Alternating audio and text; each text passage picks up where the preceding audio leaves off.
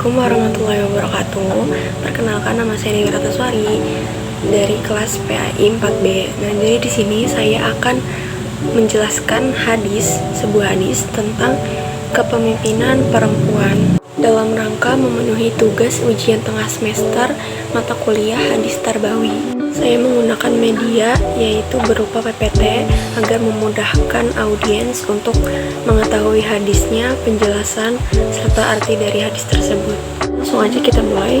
Nah, dari hadis yang di atas ini adalah hadis dari riwayat Imam Bukhari. Langsung aja kita bacain ya. Haddatsana Utsman bin Haythami haddatsana Afu anil Hasan an Abi Bakrata qala laqad naf'anillah bi kalimatin sami'tuha min Rasulillah sallallahu alaihi wasallam ayyamal jamal ba'dama kitu an al-haqqa bi ashabil jamal fa uqatila ma'ahum qala lamma balagha Rasulullah sallallahu alaihi wasallam anna ahla farisa qad malaku alayhim binta Kisra qala la yufliha qaumun walau amrohum ro'atan.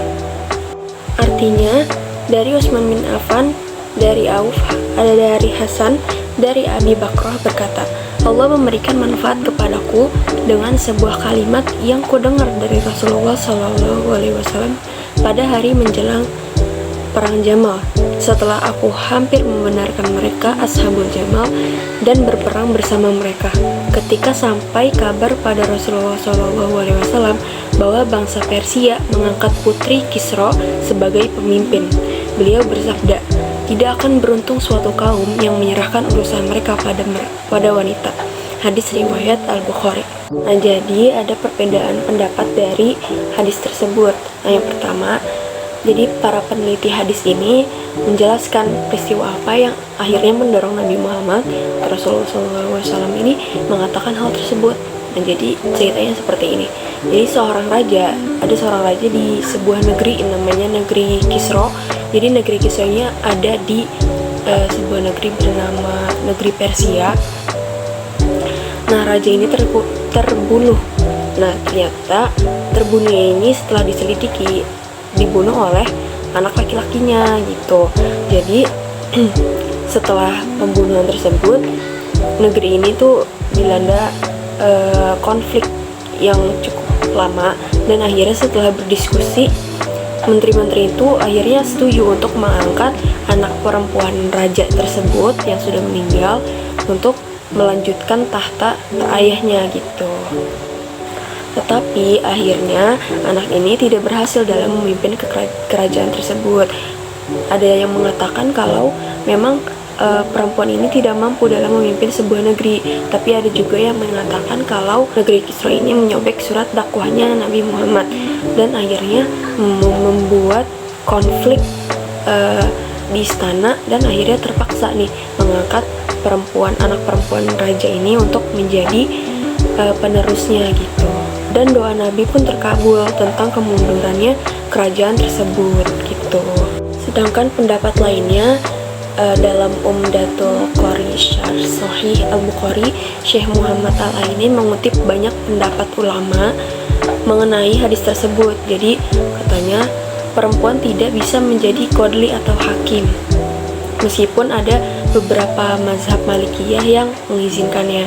Nah, komentar serupa juga ditemukan dalam syarah lain dari Sahih Al-Bukhari seperti Irsyadus Sari oleh Imam Al-Qastalani dan Fathul Bari oleh Ibnu Hajar Asqalani. Nah, katanya juga selain tidak boleh menjadi qadhi, perempuan ini juga dilarang dalam urusan persaksian dan kepemimpinan seperti itu. Kenapa sih banyak banget mayoritas ulama ini berpendapat seperti itu? Nah, disebutkan kalau kaum atau golongan yang tidak akan sejahtera jika dipimpin oleh seorang perempuan, karena pemikiran perempuan itu tidak kuat, karena wanita itu kan biasanya menggunakan perasaan ya. Jarang sekali perempuan ini menggunakan logikanya, sedangkan kalau laki-laki untuk memutuskan sebuah keputusan, untuk mengambil sebuah keputusan, dia menggunakan logika yang berpikir secara jauh seperti itu. Nah, alasan lainnya juga karena perempuan ini dianggap kan berharga gitu ya. Jadi kalau menjadi pemimpin, perempuan itu kan harus tampil di banyak tempat, seperti kalau misalnya ada acara-acara ataupun ada rapat-rapat, kan perempuan kalau jadi pemimpin harus ikut gitu ya. Sedangkan perempuan ini aurat gitu, kayak ya udah diem aja di rumah gitu. Juga Imam As-San'ani juga menyatakan kalau perempuan itu ditetapkan sebagai pemimpin, tapi pemimpin di dalam rumah tangga itu, karena menunjukkan kalau perempuan ini bisa bertanggung jawab untuk mengelola rumah tangganya seperti itu. Nah, jadi kesimpulannya itu masih ada beberapa ulama yang berbeda pendapat. Ada ulama yang berpendapat kalau tidak tepat untuk mengangkat seorang perempuan menjadi pemimpin gitu, ataupun berkaitan dengan kepemimpinan, kesaksian, kodi atau segala macamnya gitu. Sedangkan beberapa ulama yang sudah meninjau kembali hadis tersebut berpendapat kalau hadis tersebut adalah hadis khusus yang menceritakan sebuah kisah tentang negeri Kisra yang tadi saya ceritakan begitu. Karena sampai sekarang pun perempuan masih bisa menjadi pemimpin gitu, dan dari sejarah-sejarah yang dulu gitu ya, banyak raja ataupun pemuka agama yang dari golongan perempuan seperti itu. Pun dalam peradaban Islam atau perkembangan Islam gitu ya, dari zaman dulu sampai sekarang itu banyak sekali gitu ya pemimpin-pemimpin dari kaum wanita gitu. Contohnya dari zaman Nabi Muhammad SAW ada Aisyah. Nah, jadi banyak ulama yang berpendapat kalau Aisyah ini adalah ulama perempuan yang banyak sekali meriwayatkan hadis-hadis seperti itu. Nah, tetapi kalau memang dalam syariat Islam yang untuk menjadi pemimpin sebuah keluarga adalah memang harus laki-laki, tidak boleh wanita.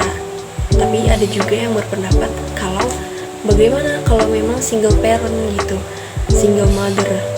Nah, itu masih menjadi perdebatan sampai sekarang. Nah, jadi diambillah jalan tengahnya, bahwa pemimpin itu boleh diambil dari perempuan ataupun laki-laki, karena kan pemimpin itu tidak dibatasi atau tidak harus laki-laki gitu ya. Karena yang harusnya menjadi pemimpin adalah orang yang layak, orang yang cocok, orang yang punya kompetensi untuk menjadi seorang pemimpin seperti itu. Hanya seperti itu yang bisa saya sampaikan. Kalau ada kurang lebihnya mohon maaf. Pun kalau memang ada kekurangan datangnya dari saya, adapun kebenaran dan kelebihan datangnya dari Allah Subhanahu wa taala. Terima kasih. Wassalamualaikum warahmatullahi wabarakatuh.